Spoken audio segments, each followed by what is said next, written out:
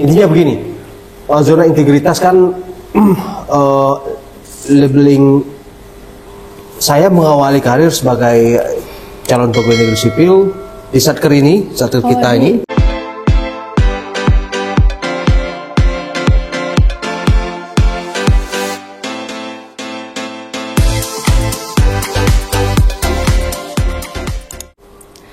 Assalamualaikum Pak. Waalaikumsalam warahmatullahi wabarakatuh. Apa kabar Pak? Alhamdulillah, baik-baik alhamdulillah. Semoga Bu Elvira juga dalam keadaan sehat. Alhamdulillah. Di edisi sebelumnya kita telah bincang-bincang dengan Ketua Pengadilan Agama Sungai Liat. Nah, di episode kali ini kita akan mengulik lebih dalam lagi dengan Wakil Ketua Pengadilan Agama Sungai Liat. Baik Pak, sebelum kita ngobrol-ngobrol lebih lanjut nih, mungkin kita boleh diperkenalkan diri lebih dahulu Pak. Mungkin boleh tentang asal daerahnya, latar belakang pendidikannya, silakan Pak. Oke, terima kasih Bu Elvira. Tadi kalau nama sudah disampaikan oleh host kita, host yang luar biasa, ya, muda, energik, berprestasi insya Allah. Insya Allah. Ya, tadi nama saya sudah diperkenalkan. Saya dilahirkan 14 September 1979, jadi bukan Gen Z atau apa namanya ya? Gen X kayaknya. Oh, Gen Z ya. kejauhan Pak. Gen Z sebelumnya. Milenial lahir tahun 90-an. Ya. Tapi semangatnya masih insya Allah milenial. Milenial ya Pak. Jadi saya dilahirkan di tahun 79 masih di Kabupaten Bangka. Kemudian saya menyelesaikan pendidikan dari tingkat dasar sampai tingkat menengah di Pulau Bangka. Kemudian saya melanjutkan pendidikan agama di salah satu Mahan Ali di Lombok Timur, Nusa Tenggara Barat. Lombok Timur, jauh ya Pak dari Bangka? Bangka. Lumayan dari Bangka. Apalagi di zaman itu tentu transportasi tidak semudah saat ini ya. Dan di lembaga yang sama juga saya mengambil jurusan muamalah di Fakultas Syariah. Dengan ijazah itu kemudian menghantarkan saya di titik ini. Kemudian di strata 2-nya saya mengambil program studi hukum perdata di salah satu universitas di Kota Medan, Sumatera Utara. Oh, jadi S1-nya di Lombok, S2-nya di Medan ya? Pak? Jadi dari timur kemudian ke arah barat. Lumayan jauh ya Pak ya dari timur ke barat. Ya, alhamdulillah. Bapak daftar jadi hakim dulu dari S1 ya Pak ya? Iya betul. Sebagaimana syarat untuk menjadi seorang calon hakim di Undang-Undang Nomor 3 Tahun 2006 ya, perubahan undang-undang sebelumnya, itu kan harus sarjana syariah atau sarjana hukum yang mengetahui hukum Islam. Betul saya disampaikan tadi, saya adalah sarjana syariah. Saya mengikuti tes sebagai calon hakim di tahun 2006, dan masuk di Pengadilan Agama 2007 ya. Oh gitu. Nah, boleh diceritakan Pak riwayat karir Bapak dari awal mula jadi calon hakim atau CPNS hingga saat ini? Ya. Saya mengawali karir sebagai calon pegawai negeri sipil di Satker ini, Satker kita ini, ya, di Pengadilan Agama Sungai Liat. Ya, di tempat ini dulu. Ya. Di tahun 2007 tadi sudah saya sampaikan. Kemudian pendidikan calon hakim 2008, kemudian kami diusulkan sebagai hakim. Nah, penempatan hakim pertama saya di Pengadilan Agama Panyabungan. Bu Elvira tahu tuh di mana kota Panyabungan? Enggak tahu Pak, di mana tuh Pak? Kota Panyabungan. Oke, saya tambah lagi. Kabupaten Mandailing Natal, pernah mendengar? Pasti Sumatera Utara ya? Ya, tepat ya. Jadi di Pengadilan Agama Panyabungan di wilayah Pengadilan Tinggi Agama Medan, Provinsi Sumatera Utara benar. Jadi sejak 2010 hingga September 2015, kemudian saya mutasi ke Pengadilan Agama Kejagung. Kalau Kejagung tentu tahu ya? Tahu dong. Sumatera Selatan. Sumatera Selatan, dekat rumah kita ya? Dekat ya. Pak. Ya, di Kabupaten Ogan Komering Ilir, Pengadilan Agama Kejagung. hingga Mei 2019 Bu Elvira saya di Kayu Agung, karena kemudian saya mendapat amanah sebagai hakim di Pengadilan Agama Pangkal Pinang. Oh, sejak 2019 itu 2019, ya Pak? Mei 2019. Dan sekitar Juni 2020, berarti sekitar 13 bulan saya di PA Pangkal Pinang, saya kembali mendapat amanah, kali ini promosi sebagai Wakil Ketua Pengadilan Agama Mentok. Masih di daerah kita ya, Kota Bangka Barat. Dan kira-kira setahun saya sebagai Wakil Ketua, kemudian berikutnya sebagai Ketua Pengadilan Agama Mentok.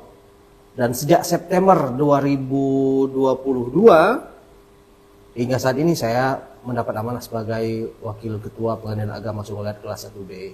Ya demikian Bu Elvira, sekilas ya tentang karir. Ya.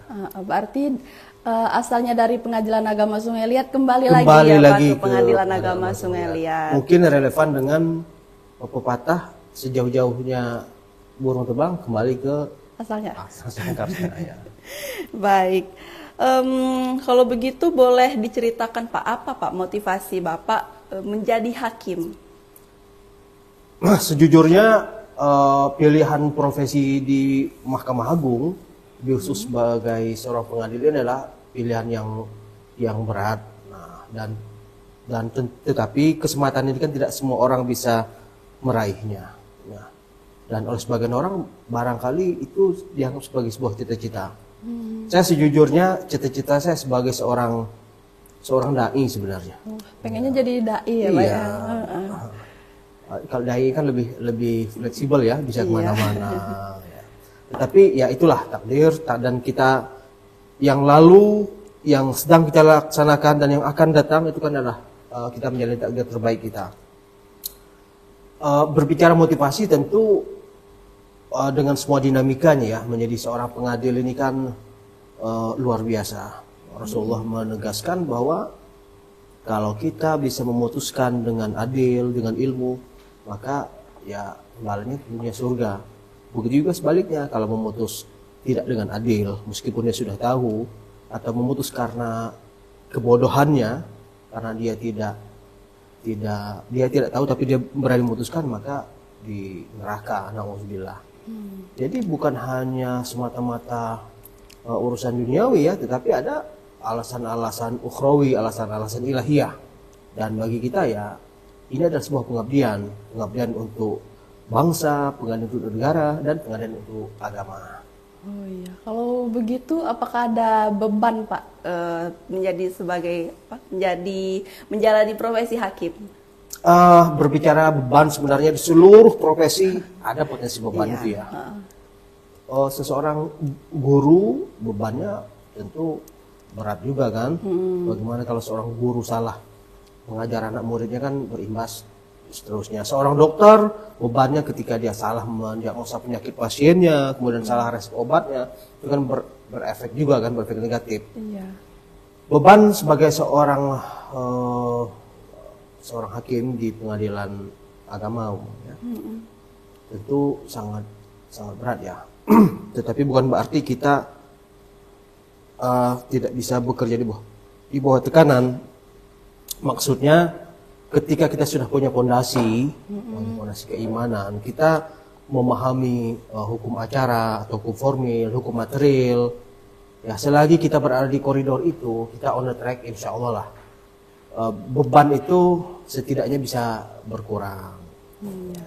Jadi saya sampaikan, kalau motivasinya karena lillahi ta'ala, niat ibadah, insya Allah. Insya Allah tidak menjadi beban ya Pak ya? Ya, atau berkurang bebannya. Berkurang setidaknya ya Pak. Baik Pak, di tahun ini kan khususnya yang angkatan saya, CPNS 2022, di formasi analis perkara peradilan kan saat ini sedang menjalani magang ya Pak, ya, untuk menjadi hakim. Nah, apakah ada tips dan triknya Pak agar mereka dilancarkan sampai diangkat menjadi hakim? Oh ya, terima kasih. Memang rekrutmen calon hakim saat ini di 2022 tadi ya, berbeda dengan tahun-tahun sebelumnya, apalagi tahun kami dulu ya. Kami di tahun 2027 tadi itu memang dari awal formasinya calon hakim. Oh, langsung calon hakim Ya, gitu langsung Pak calon ya? hakim. Oh, Jadi dan magangnya ya di Satker seperti saya magangnya di sini. oh, di Pengadilan Agama Agama Sungai Sungai Liat. Liat, ya. Oh, gitu.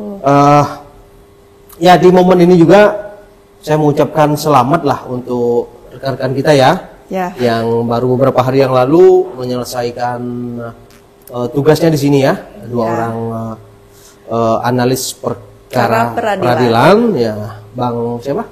Bang Rino. Bang Rino dan Bang Rizal. Iya. Ya, Bang Rino saat ini berada di Pengadilan Agama Ciamis. Ya, semoga bisa melihat tayangan ini, dan juga Bang Rizal di Pengadilan Agama Jakarta Utara. Jakarta Utara. Hebat. Ini dua kadar hebat dari Pengadilan Agama Sungai Liat yang saat ini sedang magang. Tentu trik-triknya mereka sama seperti disampaikan ya, bahwa kita harus on the track sebagai apapun kita, apalagi saat magang. Magang itu adalah kawah candra di muka untuk memperoleh menyerap ilmu terbaik di saat tempat mereka magang. Maka nanti akan dikenalkan budaya kerja, mulai dari kepaniteraan, sekretariatan, kemudian di persidangan. Nah, jadi untuk Bang Rizal dan Marino fokus, dan untuk seluruh APP di seluruh Indonesia yang melihat tayangan agar fokus selama masa magang. Ini masa-masa krusial sehingga saudara nanti kami harapkan berada di titik wisuda pendidikan terpadunya, kemudian diangkat sebagai seorang hakim. Nah, artinya saat ini saudara berada di titik krusial, kalau boleh saya bahasakan status quo. Saudara bukan sebagai seorang PNS biasa, tetapi saudara bukan sebagai seorang hakim. Status quo masa peralihan ini, masa-masa krusial ini harus betul-betul saudara manfaatkan sebaik mungkin. Jangan sampai ada hal-hal lain yang membuat kemudian masa-masa krusial ini kemudian yang membuat apa yang diceritakan tidak sesuai dengan harapan. Ekspektasi kami agar Bang Rizal, Bang Rino, dan seluruh APP lainnya bisa berada di yang saya sampaikan tadi, jenjang berikutnya. Suatu saat mungkin akan berada seperti kami berada di titik kami saat ini kami berada. Ya, demikian Bu Elvira. Baik, luar biasa sekali Pak tips dan triknya. Semoga untuk para calon hakim yang saat ini sedang menjalani pendidikan dilancarkan dan diterapkan tips dan trik dari Bapak Wakil Pengadilan Agama Sungai Liat tadi. Oke, baik Pak. Selanjutnya selama menjalani karir dari 2007 tadi Pak ya, apakah ada pengalaman menarik Pak khususnya menjadi hakim? Ya, ini kalau pengalaman menarik tentu ada ya. Oh ya, misalnya apa Pak? Pengalaman menarik. Jadi ini saya sampaikan dulu semacam adagium atau apa namanya. Hakim itu kaya. Oh ya. Kaya pengalaman. Kayak pengalaman. Ya. Sebagaimana tadi saya sampaikan kurikulum vitae saya bertugas di banyak tempat. Ya. Ketika saya bertugas di Sumatera Utara, saya sesungguhnya tidak hanya bertugas di Pengadilan Agama saja, tetapi saya mempelajari kultur, sosiologis, masyarakat setempat. Begitu juga ketika saya bertugas di Sumatera Selatan. Di Kayu Agung Di tadi. Kayu Agung ya. Di Kayu Agung itu, kalau boleh saya flashback ya, setidaknya saya harus mendengar beberapa penutur bahasa dan dialek yang berbeda meskipun di dalam satu kabupaten yang sama. Kan kita semua ketahui kan ada suku Komeringnya, ada suku Ogan ya, kemudian Jawa, Sunda. Nah, dan ini kan menambah khasanah pengetahuan kita tentang keberagaman masyarakat secara sosiokultural. Jadi hakim itu kaya. Begitu juga pengalaman menarik. Nah, pengalaman menarik umpamanya kita bersidang dari segi bahasa ini sangat enak, sangat menarik ya. Beragam ya Pak ya? Beragam. Bagaimana kalau kita menyidangkan para pihak yang ternyata mereka tidak menguasai bahasa Indonesia baku, apa yang harus kita lakukan? Nah, mereka bicara bahasa daerah, bahasa kan? ibunya, ya bahasa ibunya. Ya, seperti di Oki itu kan antara satu kecamatan ke kecamatan lain tentu dialeknya berbeda kan? Ya. Nah, itu sih yang kan membuat menarik ya. Menarik. Nah, jadi pengalaman-pengalaman tentang kultur budaya setempat saat kita bertugas itu menjadi khazanah pengalaman yang luar biasa. Nah, jadi menjadi seorang aparatur di Mahkamah Agung bisa sebagai traveler juga kita. Ya, kita bisa traveling kemana-mana di biaya negara. Ya. Terus juga bisa keliling Indonesia ya Pak ya. Ya. Pindah-pindah terus.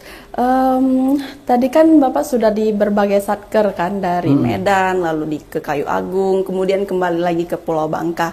Nah, di terakhir ini kan Bapak menjadi Wakil Ketua Pengadilan Agama Sungai Liat. Ya. Apa Pak kesan tersendiri bagi Bapak di Pengadilan Agama Sungai Liat? Apakah ada pembedanya di Pengadilan Agama Sungai Liat dengan pengadilan agama yang lain?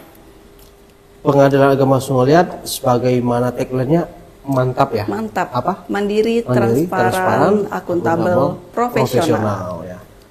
Tagline ini luar biasa dan ini harus betul-betul menjiwai di benak kita semua ya. Kalau yang membedakan sebenarnya saya kira tidak ada yang signifikan. Kalau bicara kekompakan luar biasa. Kompak. Nah, kawan-kawan di sini kompak, rekan-rekan hakim, kemudian kawan-kawan sekretariatan, kepaniteraan. Kita satu keluarga besar ya. Bu Elvira barangkali merasakan kan bagaimana kekompakan kita. Family gathering ya, ada acara family gathering, acara kekeluargaan, sangat kompak. Begitu juga saat melaksanakan tupoksi kita di kantor. Nah, kelihatan sekali kekompakan itu. Oleh karenanya sumber daya manusia yang kompak tadi harus kita pergunakan sebaik-baiknya untuk menunjang tupoksi kita sebagai satker yang core bisnisnya, bisnis utama adalah menerima, memeriksa, memutuskan perkara-perkara yang didaftarkan di Pengadilan Agama Sungai Liat. Terlebih kita punya tantangan nih. Wilayah jurisdiksi kita kan terjadi 3 kabupaten ya, Kabupaten Bangka, Bangka Tengah dan Bangka Bangka Selatan. Ya. Ini merupakan tantangan sekaligus peluang bagi kita. Nah, jadi tidak semua tantangan itu kita anggap sebagai sebuah hambatan ya. Iya. Itu kan yang membuat orang mengeluh, Bu Elvira kan. Aduh ini Kobak jauh, Tobuali jauh. Tapi negara sudah memfasilitasi kita. Jadi sahabat Pas TV, Pengadilan Agama Sungai Liat, di samping kami menerima layanan di kantor kami di sini di Sungai Liat, Ibu Kota Kabupaten Bangka, kami juga menerima layanan berupa pendaftaran perkara, layanan informasi, persidangan, mediasi dan pengambilan produk di Kobak dan Tobuali ya. ini ya. Kobak tempatnya di kantor Camat Kobak ya, kemudian di Tobuali di kantor dinas perpustakaan ya, perpustakaan dan daerah. Silakan warga Bangka Tengah, warga Bangka Selatan yang ingin menyelesaikan masalah-masalah keperdataannya tidak perlu ke Pengadilan Agama Sungai Liat. Kami tim skuad hebat Pengadilan Agama Sungai Liat ya membuka layanan sebagaimana saya sampaikan tadi itu. Boleh mulai dari berkonsultasi. Nah, kita juga ada pusat layanan informasi ya. Ya, ada Pak. Ya, nomornya di sini ya. Di sini ya. Di deskripsi mungkin. Di deskripsi ya, deskripsi video ini.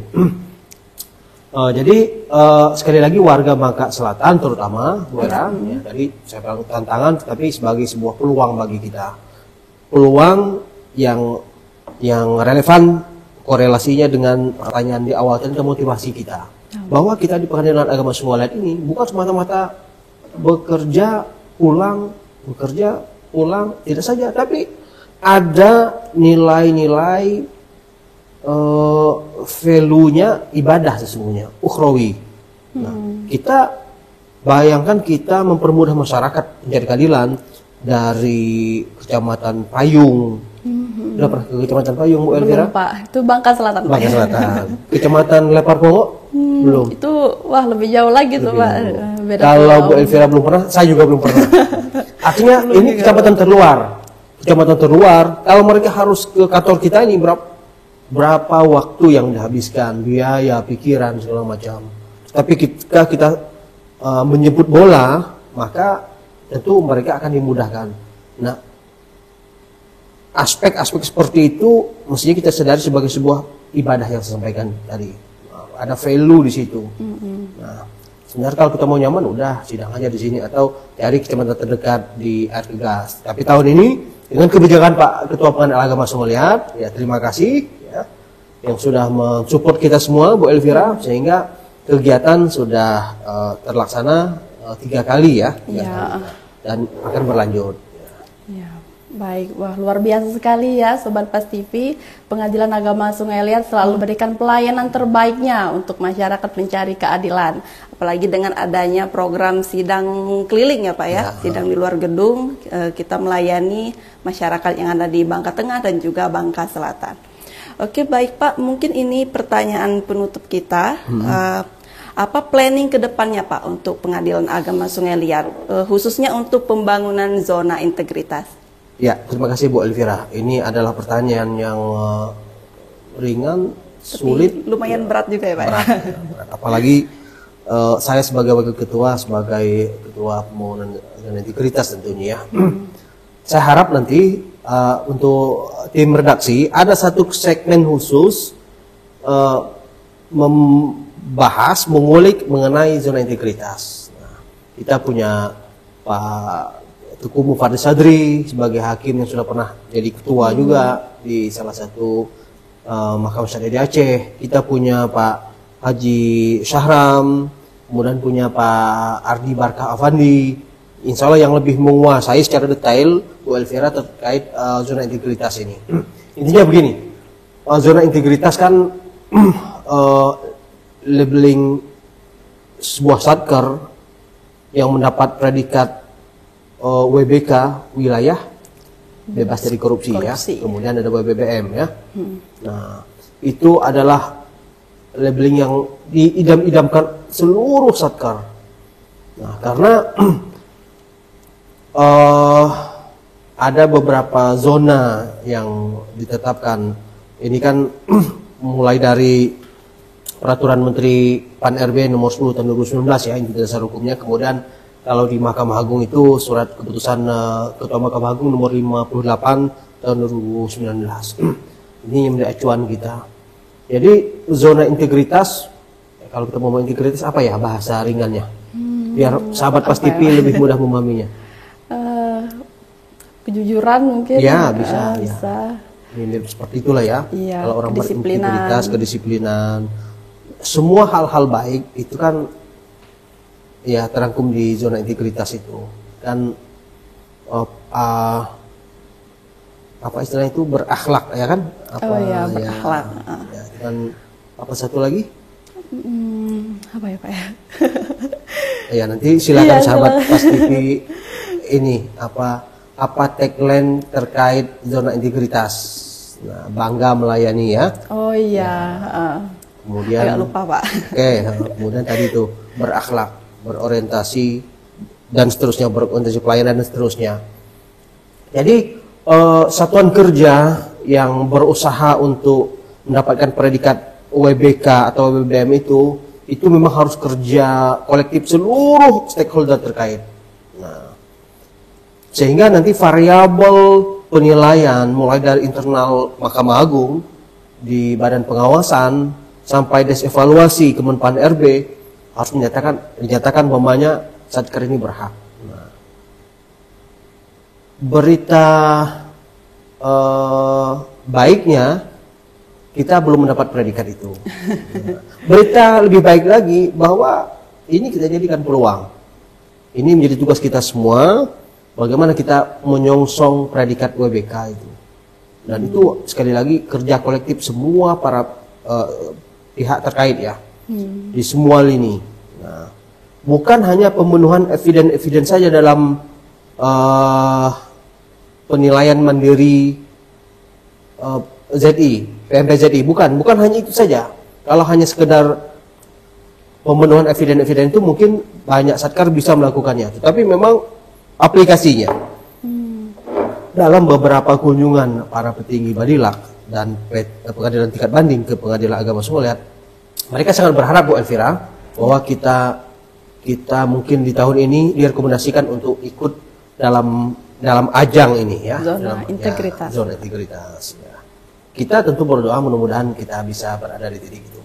Amin. Semoga Pengadilan Agama Sungai Liat segera mendapatkan predikat zona integritas ya Pak Oke, ya. ya. Kalau bisa nanti kita dapat predikat WBK. Iya, WBK. Juga WBBM. Amin.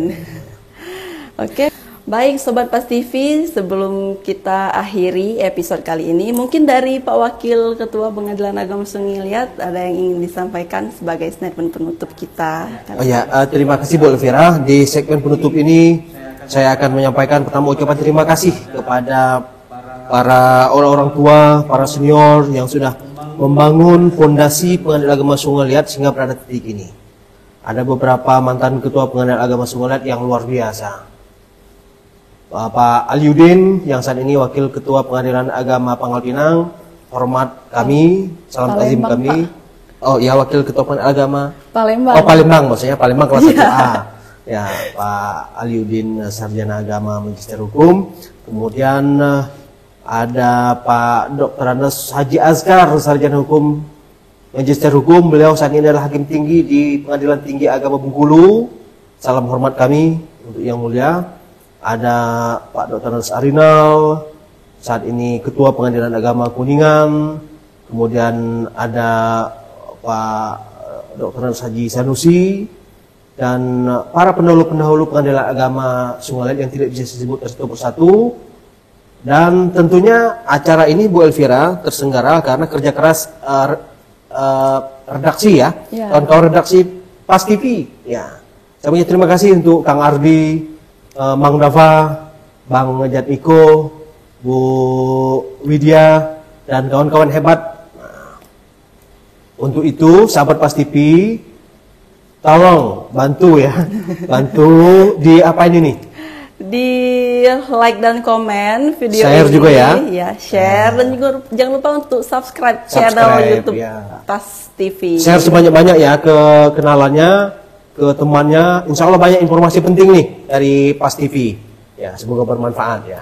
Ya, demikian Bu Elvira. Ya, baik. Terima kasih Pas atas closing statementnya. Dengan closing statement Pak Wakil Ketua Pengadilan Agama Sungai Liat tadi, berakhirlah pula episode podcast kita pada kali ini.